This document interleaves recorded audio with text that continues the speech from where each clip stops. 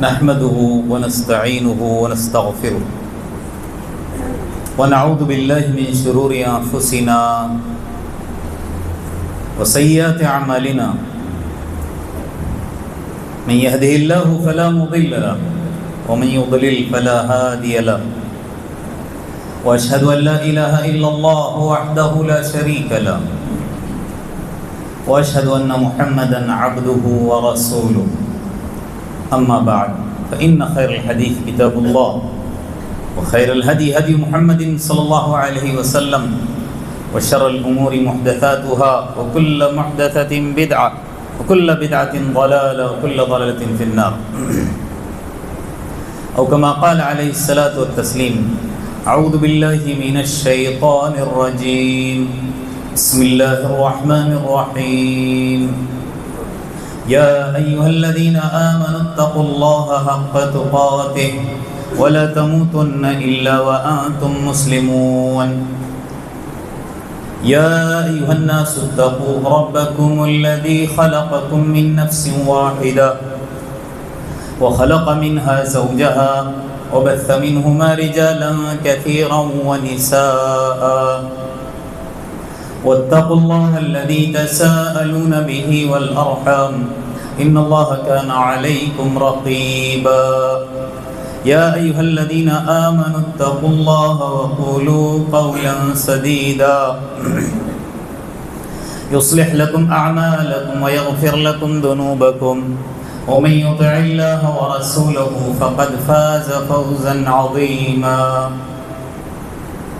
وقال الله عز وجل في موضع آخر لقد كان لكم في رسول الله أسوة حسنة لمن كان يرجو الله واليوم الآخر وذكر الله كثيرا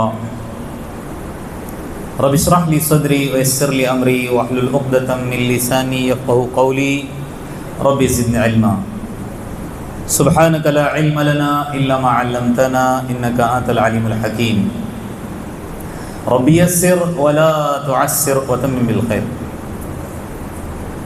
حاضرین جمعہ، اسلامی ماؤں بہنوں اور پیارے بچوں، تمام قسم کی بڑائیاں، بزرگی، شان و شوکت، عظمت و جلالت ایک اللہ وحدہ لا شریک کے لیے لائق زیبا ہے. بعدہ درود ہو، سلام ہو عموماً تمام انبیاء علیہ السلام پر، خصوصاً سارے نبیوں کے سردار حضرت محمد صلی اللہ علیہ وسلم پر، آپ کے اصحاب، تابعین اور تبع تابعین پر. اس مختصر سی حمد اور درود کے بعد قرآن پاک کی ایک مشہور آیت میں نے آپ حضرات کے سامنے تلاوت کی ہے. اسی آیت کو عنوان بنا کر آج کے خطبہ جمعہ میں آپ حضرات کے سامنے جو باتیں عرض کرنی ہیں وہ ماہ ربیع الاول اور ہم. قبل کہ میں اپنی باتیں آگے بڑھاؤں، مناسب سمجھتا ہوں اس آیت کریمہ کا ترجمہ آپ حضرات کے سامنے پیش کروں. اللہ تبارک و تعالیٰ فرماتے ہیں لَقَدْ كَانَ لَكُمْ فِي رَسُولِ اللَّهِ أُسْوَةٌ حَسَنَةٌ. اللہ کے رسول صلی اللہ علیہ وسلم کی زندگی میرے لیے، آپ کے لیے بطور نمونہ ہے. آگے کیا کہا؟ کن لوگوں کے لیے نمونہ ہے؟ جو اللہ اور آخرت کے دن کی امید رکھتے ہیں، اللہ سے ملنے کی امید، آخرت کے دن کی امید. وذکر اللہ کثیرا، اور بہت زیادہ اللہ کا کیا کرتے ہیں؟ ذکر کرتے ہیں. اس آیت کا مفہوم اور مطلب اور جو میں نے آپ حضرات کے سامنے پیش کیا کہ یہ مضمون، یہ عنوان، اس سے کیا جوڑ ہے، اس سے کیا مناسبت ہے، یہ ذرا جان لیجئے. اللہ تبارک و تعالیٰ نے مجھے اور آپ سے کہا کہ اللہ کے رسول صلی اللہ علیہ وسلم کی زندگی، آپ کی حیات طیبہ میرے لیے، آپ کے لیے نمونہ ہے. زندگی گزارو آپ کی زندگی کو سامنے رکھ کر. لیکن ہمارا کیا طرز عمل ہے، ہم کیا کر رہے ہیں، یہ ذرا جانتے ہیں. یہ مہینہ کون سا ہے؟ ربیع الاول کا۔ سبھی جانتے ہیں اس مہینے کے اندر اللہ کے رسول صلی اللہ علیہ وسلم کی ولادت ہوئی۔ تاریخ پر گفتگو نہیں کی جائے گی، وہ اختلافی مسئلہ ہے، اور وہ بیان کر کے کچھ فائدہ بھی نہیں ہے۔ بس اتنا جان لیجئے کہ یہ مہینہ ربیع الاول کا مہینہ اللہ کے رسول صلی اللہ علیہ وسلم دنیا کے اندر آئے۔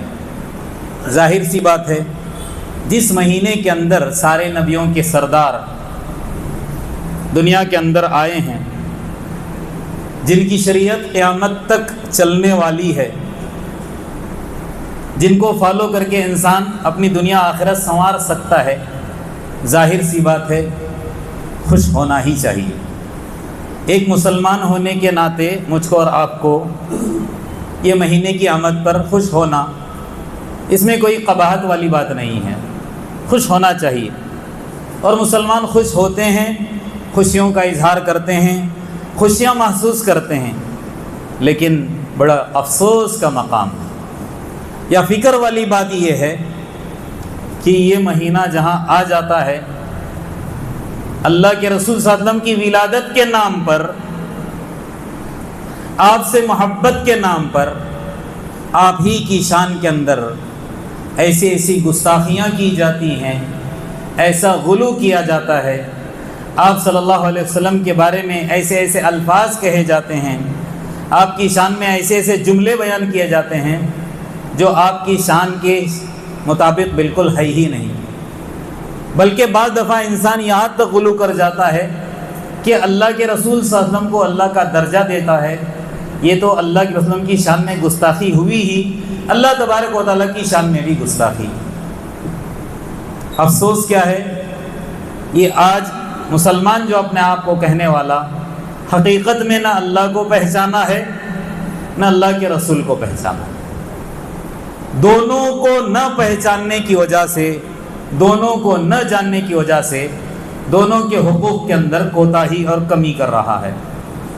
اور سب سے بڑی بات میں یہ کہہ رہا ہوں، غلو سے کام لے رہا ہے۔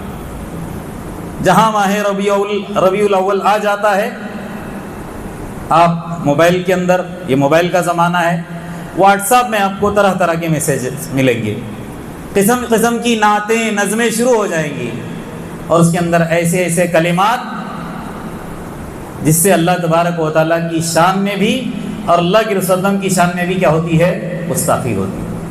یعنی یوں سمجھ لیجئے کہ اللہ تبارک و تعالیٰ کے عذاب کو دعوت دینے کے مترادف ہے۔ مہینہ کون سا؟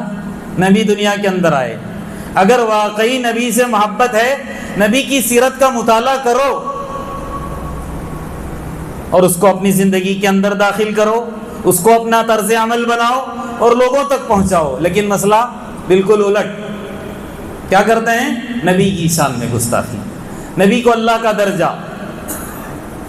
اور یہ چیز اللہ کے رسول صلی اللہ علیہ وسلم مجھ کو اور آپ کو بتا کر چلے گئے، کیونکہ اللہ کے رسول صلی اللہ علیہ وسلم کو معلوم تھا سابقہ امتوں کے اندر جس طرح کے واقعات پیش آ چکے ہیں، کہیں میری امت ایسا نہ کرے۔ جاتے جاتے کیا کہے گئے؟ بخاری کی روایت ہے، لا تطرونی، مجھے وہ درجہ مت دو، میری شان میں غلو سے کام مت لو، کما اطرت النصارى، جیسا کہ نصرانیوں نے کیا۔ کیا کیا نصرانیوں نے؟ ابن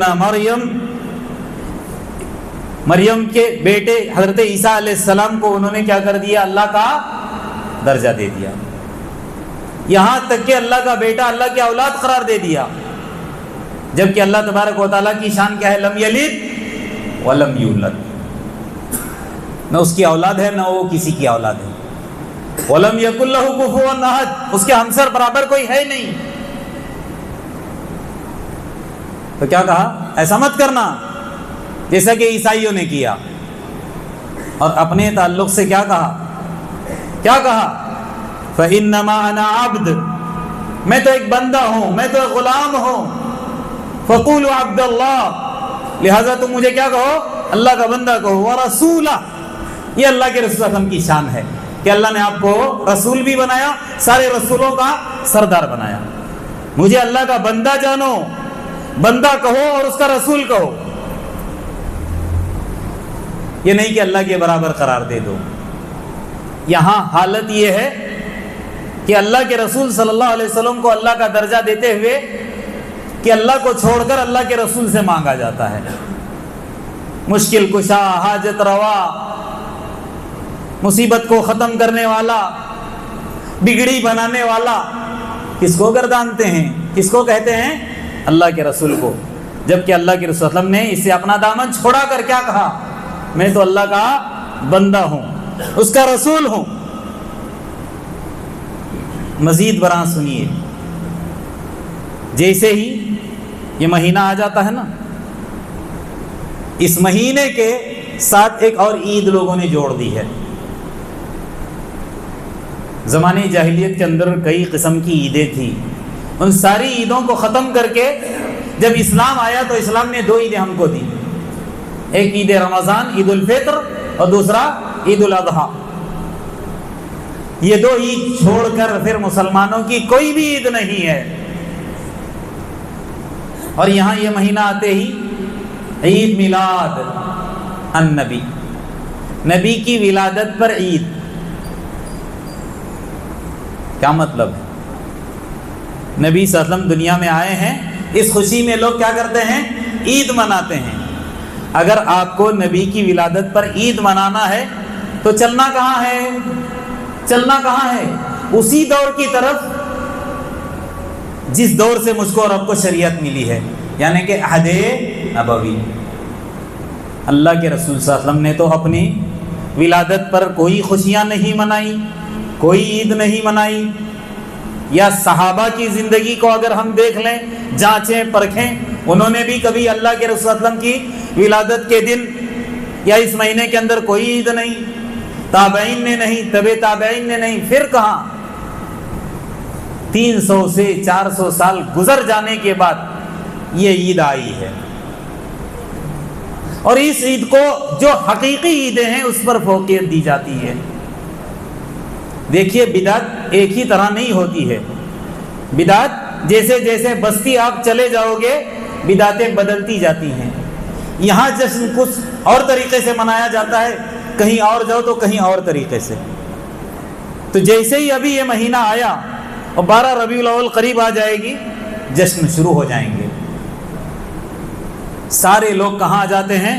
راستوں پر آ جاتے ہیں اور طرح طرح کے نعرے بازیاں کرتے ہیں. جبکہ اللہ کے رسول یا صحابہ، تابعین، تبع تابعین سے دور دور تک اس کا کچھ بھی تعلق نہیں ہے.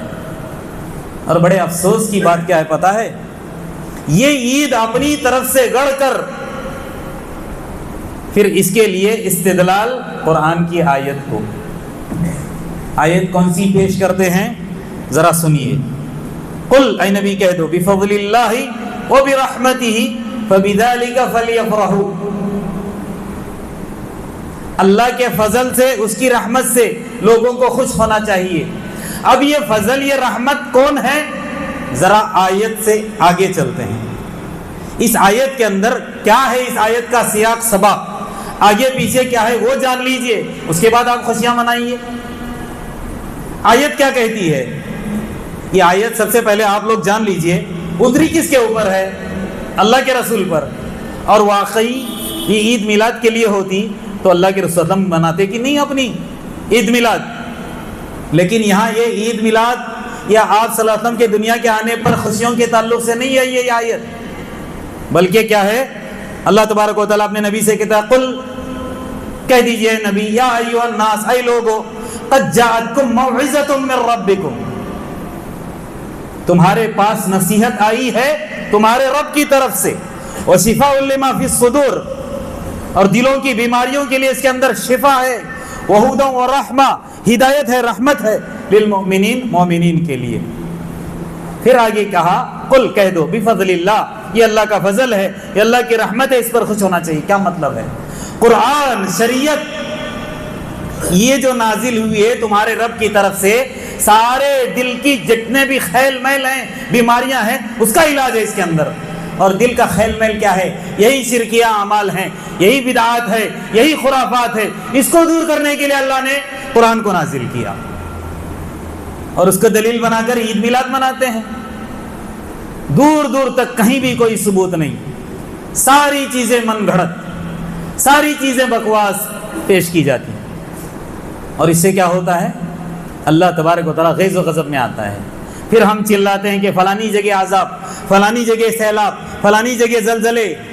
یہ زلزلوں کو دعوت دینے والے غیر نہیں، نام لیوا مسلمان ہیں، اور زیادہ پیسے اور مارے اور پیٹے یہی جا رہے ہیں۔ کیوں؟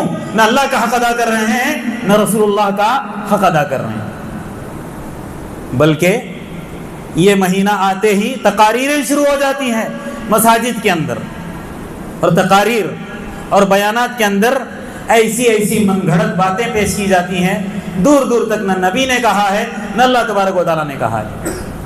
آپ لوگوں نے برسوں سے سنا ہوگا مولویوں کو کہتے ہوئے کہ نبی نہ ہوتے دنیا نہ ہوتی، سنا کہ نہیں؟ نبی کے طفیل دنیا وجود میں آئی، سنا کہ نہیں؟ یہ موضوع ہے، یہ من گھڑت ہے، نبی کے لیے دنیا نہیں بنی۔ آیت پیش کروں گا، لیکن موضوع روایت پہلے سنیے۔ کیا کہتے ہیں؟ لولا کا، اے نبی اگر آپ نہ ہوتے، یہ حدیث قدسی کہتے ہیں، اللہ کی طرف نسبت کر کے گڑتے ہیں حدیث کو، اور جملہ کیا نکلتے؟ لولا کا، اے نبی آپ نہ ہوتے، لما خلقت الافلاق، یہ سارے جتنے بھی چاند ستارے سیارے یہ میں نہیں بناتا، یہ آسمان وجود میں نہ آتا، یہ چاند سورج وجود میں نہ آتے۔ کتنی گھنونی بات کرتے ہیں۔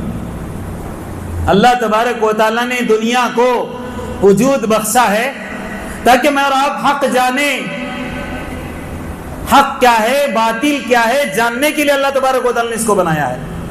قرآن کا مطالعہ کرو، ان فی خلق السماوات والارض واختلاف اللیل والنہار لآیات لأولی الالباب کہا۔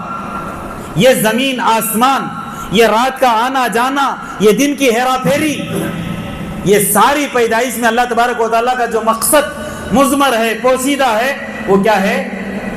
تاکہ انسان اللہ تبارک و تعالیٰ کو پہچانے۔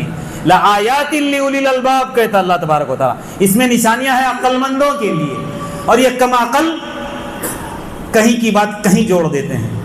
اللہ نے کیا کہا ایک جگہ؟ وما خلقنا السماء والارض وما بینہم لاعبین، ہم نے آسمان اور زمین کو کھیل کھلواڑ کے لیے پیدا نہیں کیا ہے۔ اگر کھیل بنانا ہوتا تو ہم اپنے پاس اس کو رکھتے۔ اللہ تبارک و تعالیٰ نے کیا کہا؟ بل نقذف بالحق علی الباطل، بلکہ ہم نے اس کو اس لیے بنایا ہے تاکہ حق کیا ہے باطل کیا ہے معلوم ہو جائے۔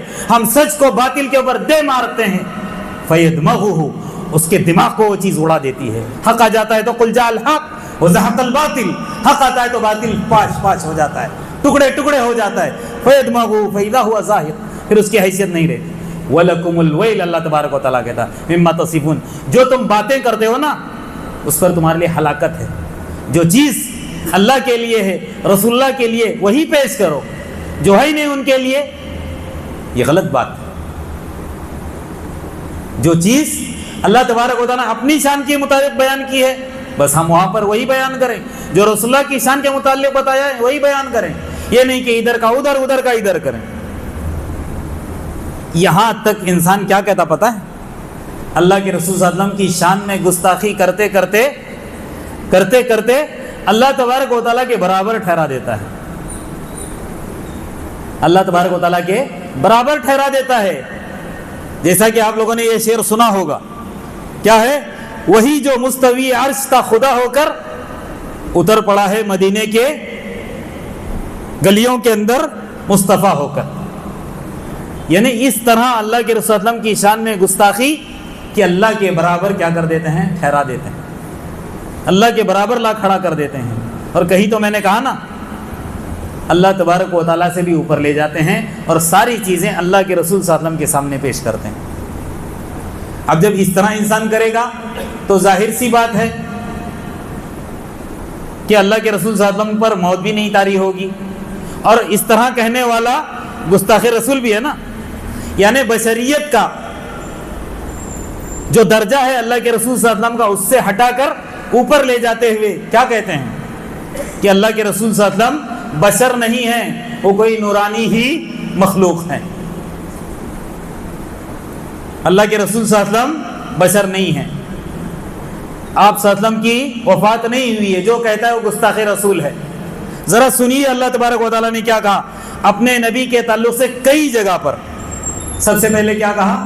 انک میت وانہم میتون، اے نبی آپ بھی مرنے والے ہو، یہ لوگ بھی مرنے والے ہیں۔ جو آپ کو مارنے کے در پہ ہیں، یعنی مشرکین مکہ ہمیشہ کیا کرتے تھے؟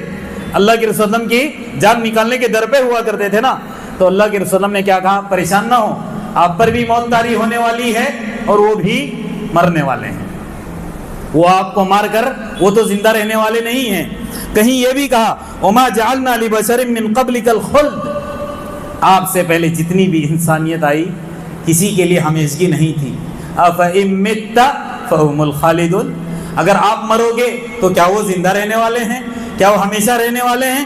کہیں اللہ نے کیا کہا؟ وما محمد الا رسول قد خلت من قبلہ الرسل، اللہ کے رسول کے تعلق سے کیا کہا جا رہا ہے؟ دیکھو محمد صلی اللہ علیہ وسلم صرف اللہ کے نرے رسول ہیں، ان سے پہلے بھی رسول آئے۔ جب اللہ کے رسول صلی اللہ علیہ وسلم کی وفات پر حضرت عمر رضی اللہ عنہ آپے سے باہر ہوئے تھے نا، تب حضرت ابوبکر رضی اللہ عنہ نے یہ آیت ان کے سامنے پیش کی تھی۔ کیا کہا تھا؟ افإن مات، اگر اللہ کے رسول کا انتقال ہو جائے، او قتل، یا وہ قتل کیے جائیں، انقلبتم علی اعقابکم، تو کیا تم مرتد ہو جاؤ گے؟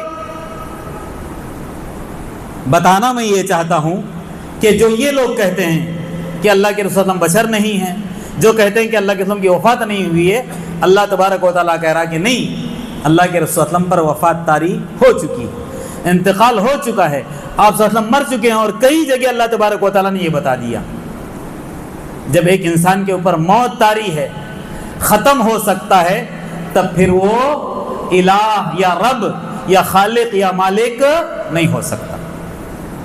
حی اور قیوم ذات کس کی ہے؟ اللہ لا الہ الا هو الحی القیوم لا تأخذہ سینۃ ولا نوم، یہ صفت کس کی ہے؟ صرف اور صرف اللہ تبارک و تعالیٰ کی ہے۔ جو نبی کے ساتھ جوڑتا ہے وہ کیا کرتا ہے؟ نبی کی شان میں گستاخی کرتا ہے۔ یہاں تک کہ آپ کو پتا ہے اللہ تبارک و تعالیٰ نے ہمارے نبی محمد صلی اللہ علیہ وسلم کے لیے ایک مقام عطا کیا ہے، اور وہ مقام روز قیامت عطا ہونے والا ہے، جس کو ہم کیا کہتے ہیں؟ مقام محمود۔ اللہ تبارک و تعالیٰ نے اپنے نبی سے کیا کہا؟ فَتَهَجَّدْ بِهِ نَافِلَةً لَكَ عَسَىٰ أَن يَبْعَثَكَ رَبُّكَ مَقَامًا مَحْمُودًا، آپ تہجد کے پابند ہو، اس لیے مفسرین لکھتے ہیں اللہ کے رسول صلی اللہ علیہ وسلم پر پانچ وقتوں کی نمازوں کے علاوہ اگر کوئی نماز فرض تھی، پابندی سے پڑھتے تھے، وہ کون سی نماز تھی؟ تہجد کی نماز تھی۔ آپ سفر کے اندر بھی، حضر کے اندر بھی پابندی سے کیا کرتے تھے؟ پڑھا کرتے تھے۔ تو اللہ تبارک و تعالیٰ سے کہا کہ اس کی پابندی آپ کیا کیجئے، آپ کو اللہ تبارک و تعالیٰ وہ مقام دے گا۔ اس کے اندر بھی لوگ تعویل کر کے اس کا غلط مفہوم بیان کرتے ہیں۔ مقام محمود کا مطلب کیا ہے اور لوگ کیا پیش کرتے ہیں؟ اللہ کے رسول صلی اللہ علیہ وسلم کی محبت کے نام پر غلو کرتے ہوئے لوگ کہتے ہیں کہ کل کو مقام محمود سے مراد اللہ تبارک و تعالیٰ روز قیامت اپنے عرش کے اوپر اللہ کے رسول صلی اللہ علیہ وسلم کو کیا کرے گا؟ بٹھائے گا، جبکہ یہ غلط ہے۔ آپ تفسیر کا مطالعہ کرو، قرآن کی اس آیت کا مطالعہ کرو، مقام محمود سے مراد کیا ہے؟ اللہ تبارک و تعالیٰ سفارش کا وہ حق دے گا جو دیگر انبیاء کو اللہ تبارک و تعالیٰ نہیں دے گا۔ سب پریشان ہوں گے، سب کہیں گے نفسی نفسی، ہمارا کیا ہوگا، ہمارا کیا ہوگا، اللہم سلم سلم کہیں گے۔ کون؟ سارے انبیاء، دعویٰ ان کا دعویٰ یہی رہے گا، ان کے الفاظ، کیونکہ اللہ تبارک و تعالیٰ طیش میں ہوگا۔ تو اس وقت اگر کسی کو سفارش کا اپنی امت کے بارے میں، وہ کون؟ جو حقیقت میں آپ کے پیروکار ہوں گے، ان کے حق میں اگر سفارش کا حق ملے گا تو وہ کون ہوں گے؟ اللہ کے رسول۔ اسی کو مقام محمود کہا جاتا ہے۔ اور اس وقت اللہ کے رسول صلی اللہ علیہ وسلم اللہ تبارک و تعالیٰ کے سامنے سجدہ ریز ہوں گے، اتنا لمبا سجدہ کہ اللہ تبارک و تعالیٰ آپ کے سجدے کو دیکھ کر کہے گا ارفع رأسک یا محمد، اب تو اٹھاؤ اپنا سر، بس کرو، ارفع رأسک یا محمد سل تعطا، مانگ کیا مانگتا ہے؟ واشفع تشفع، سفارش کر، تیری سفارش قبول ہوگی۔ اس وقت اللہ کے رسول صلی اللہ علیہ وسلم سفارش کریں گے۔ کس کی سفارش کریں گے؟ ان لوگوں کی جو نبی کا دامن نہیں چھوڑیں گے، رسول کا دامن نہیں چھوڑیں گے کہہ کے اپنے سروں کے اوپر پگڑیاں باندھ کر ان کی شان میں غلو کرنے والوں کے حق میں۔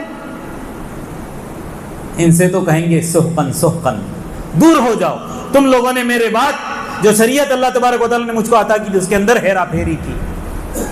یاد رکھ لیجئے، وہ قوم جو نبی کی شریعت کو چھوڑ کر صرف نبیت کی شخصیت سے جڑے گی، کبھی بھی وہ کامیاب نہیں ہو سکتی۔ پرانی امتیں تباہ اور برباد اسی لیے ہوئی کہ ان لوگوں نے اپنے نبیوں کے انتقال کے بعد ان کی مزاریں بنا کر ان کو کیا کر دیا؟ پوجنا شروع کر دیا، شریعت کو بالائے طاق رکھ دیا، پسے پش ڈال دیا۔ اب عیسیٰ علیہ السلام ہی کے ماننے والوں کو دیکھ لو، جو شریعت کو لے کر آئے اس پر ہیں کیا وہ؟ بلکہ رات دن صبح شام یہی گن گاتے ہیں، جیسس جیسس جیسس، گلے کے اندر کندھے کے اندر نہ جانے کہاں کہاں یہی صلیب لگا کر پھرتے رہتے ہیں اور سمجھ رہے ہیں کہ ہم ادا کر رہے ہیں۔ نبی کا احترام، نبی کی عزت، نبی کی شان، نبی کی شوکت اتنی ہی کرنا ہے جتنی نبی نے کہا ہے۔ نبی نے کیا کہا؟ غلو کرتے کرتے مجھے رب کا درجہ مت دینا، اگر حقیقت میں مجھ سے محبت ہے جو میں شریعت لے کے آیا ہوں اس کے مطابق زندگی گزارو۔ تو تمہاری نمازیں ویسی ہونی چاہیے، تمہارے روزے ویسے ہونے چاہیے، تمہارے صدقات ویسے ہونے چاہیے، تمہارے زکوٰۃ، تمہارا حج، جتنے بھی روزمرہ کے اعمال ہیں، لوگوں کے ساتھ اٹھنا بیٹھنا، میں کیسے تھا میری سیرت کے مطابق زندگی گزارا۔ نبی آئے تھے لوگوں کو شرک کے دلدل سے نکال کر ایک اللہ وحدہ لا شریک کی عبادت کی طرف لانے کے لیے۔ وہ تو کوئی حق ادا نہیں کر رہا ہے، نبی کے آنے کا مقصد جانتے ہی نہیں ہیں، اور نبی کی شان میں اناپ شناپ بکتے رہتے ہیں۔ یہاں تک کہ بڑے افسوس کی بات کیا ہے پتہ ہے؟ ہم ہی لوگ ہیں، اللہ ہماری حفاظت فرمائے، یعنی ہم میں کی اکثریت جو سمجھ چکے ہیں الحمدللہ، کیا کرتے ہیں؟ نبی کو بدنام کر رہے ہیں۔ وہ کیسے؟ نبی نے اپنی زندگی کے اندر کبھی بھی کسی کو تکلیف دی ہے؟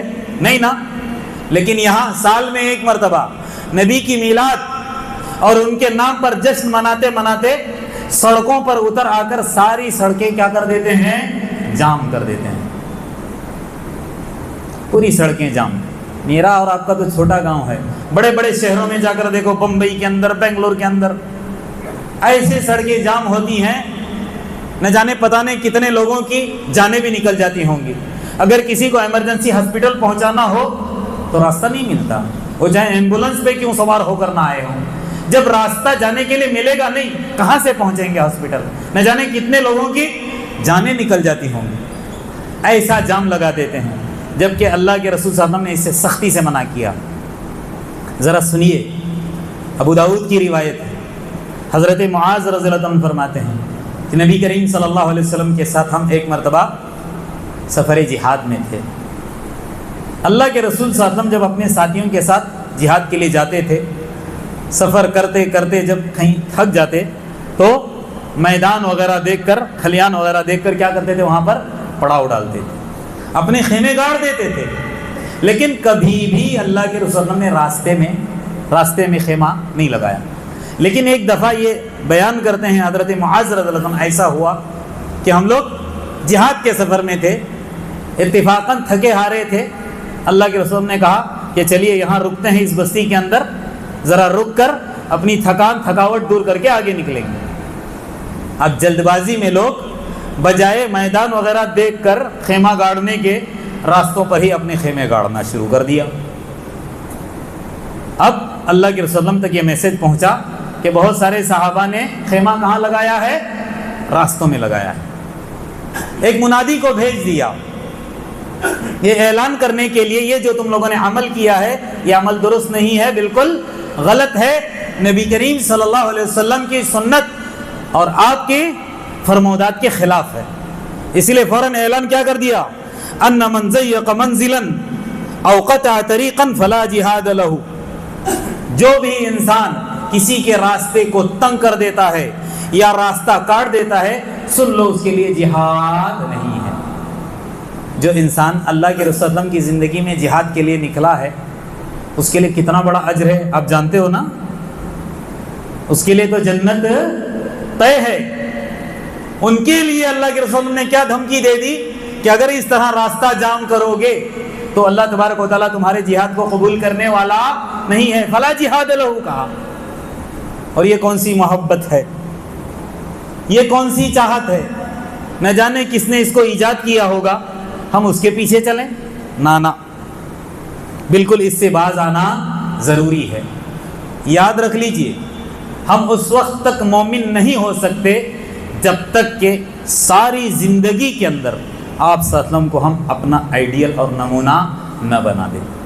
ہمارے اختلافی مسائل ہو، ہمارے نجی مسائل ہو، ہمارے کسی قسم کے مسائل کیوں نہ ہو، ہم کو مومن ہونے کے لیے اللہ کے رسول صلی اللہ علیہ وسلم کو فیصل بنانا، اللہ کے رسول صلی اللہ علیہ وسلم کو قاضی بنانا، اللہ کے رسول صلی اللہ علیہ وسلم کو اسوہ بنانا ضروری ہے، ورنہ ہم مومن نہیں ہیں۔ کیا کہا؟ فلا وربک لا یؤمنون حتی یحکموک فیما شجر بینہم ثم لا یجدوا فی انفسہم حرجا۔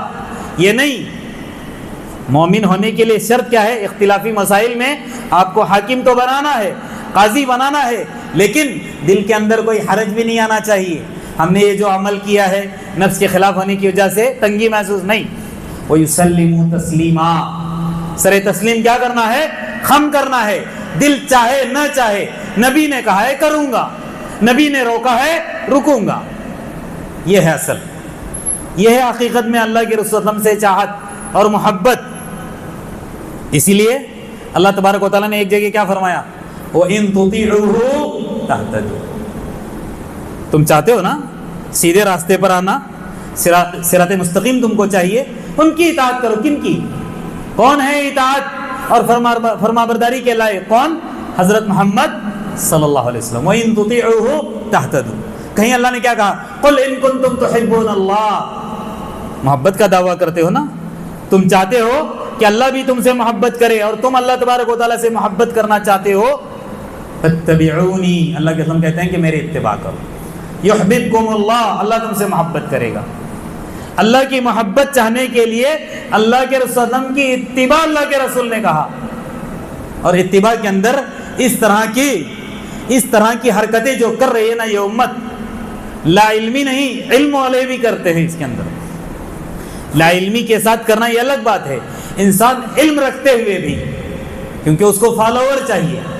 اگر میں یہ چیز کرنا چھوڑ دوں گا تو ہو سکتا ہے جو کرسی مجھے ملی ہے، جو عہدہ ملا ہے، جو منصب ملا ہے، اس سے مجھ کو برخاست کیا جائے۔ اس لیے اپنی کرسی بچانے کے لیے علم آنے کے باوجود بھی خود بھی گمراہ اور لوگوں کو گمراہ کرتے رہتے ہیں۔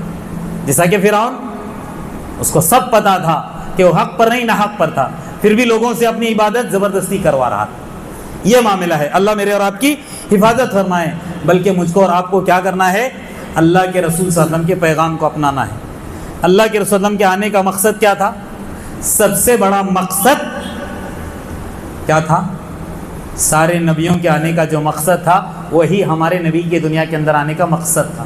وہ مقصد کیا ہے؟ قُلْ يَا أَيُّهَا النَّاسُ قُولُوا لَا إِلَٰهَ إِلَّا اللَّهُ تُفْلِحُونَ۔ اللہ کی پہچان کرانے کے لیے، اللہ کے عبادت کا حق ادا کروانے کے لیے لوگ سارے کیا تھے؟ غلامی کے اندر تھے۔ کس کی غلامی میں؟ شیطان کی غلامی میں، بتوں کی غلامی میں۔ ایسے ایسے در اور ایسی جگہوں پر اپنا ماتھا ٹیکتے تھے کہ ان کو پتہ ہی نہیں تھا کہ صحیح ہے یا غلط ہے۔ یہ ساری چیزوں کی غلامی سے نکال کر ایک اللہ کی غلامی کی طرف نکالنے کے لیے کون آئے؟ اللہ کے رسول صلی اللہ علیہ وسلم۔ اور آ کر کیا کہا؟ قولوا، کہہ دو، لا الہ الا اللہ، عبادت کا حقدار حقیقی معبود اگر کوئی ہے تو صرف کون ہے؟ اللہ تبارک و تعالیٰ کی ذات ہے۔ تفلحوا، کامیاب ہو جاؤ گے۔ اللہ کے رسول صلی اللہ علیہ وسلم جب دنیا کے اندر آئے، عدل نام کی چیز نہیں تھی، مساوات نام کی چیز نہیں تھی، برابری نام کی چیز نہیں تھی، ظلم زیادتی تھی۔ یہ ساری چیزیں ختم کرنے کے لیے اللہ کے رسول صلی اللہ علیہ وسلم آئے۔ لوگوں کو انصاف کیا ہے، عدل کیا ہے، یہ بتا دیا۔ عہدہ ہے، اس عہدے کا غلط استعمال مت کرو۔ بادشاہ ہو، حاکم وقت ہو، اس کا غلط استعمال مت کرو۔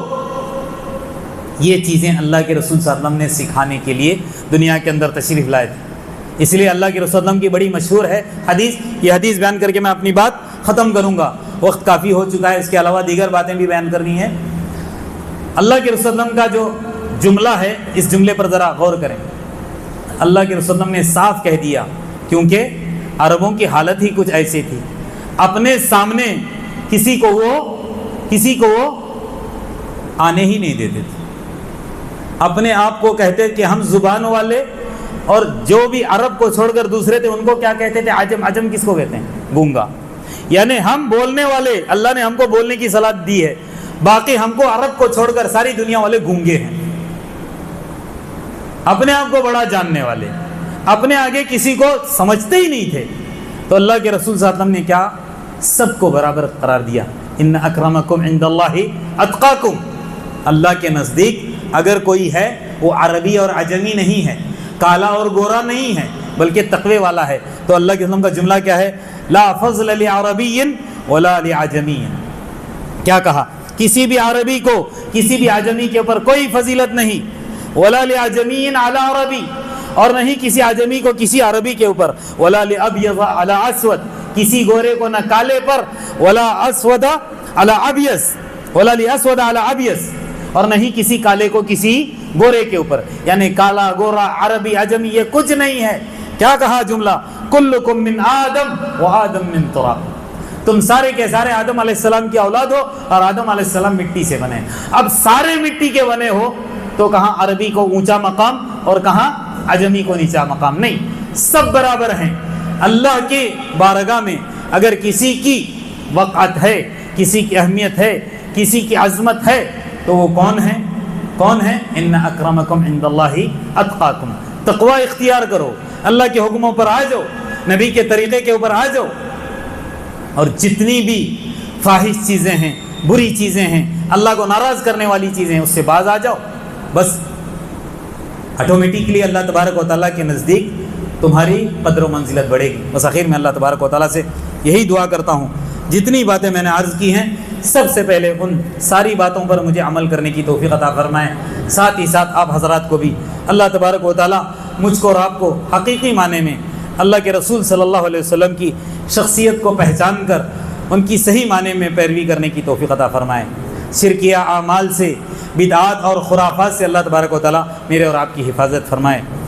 ایسے جشن کے اندر جس سے اللہ تبارک و تعالیٰ ناراض ہوتا ہے، اس کے اندر شرکت کرنے سے اللہ تبارک و تعالیٰ میرے اور آپ کی حفاظت فرمائے۔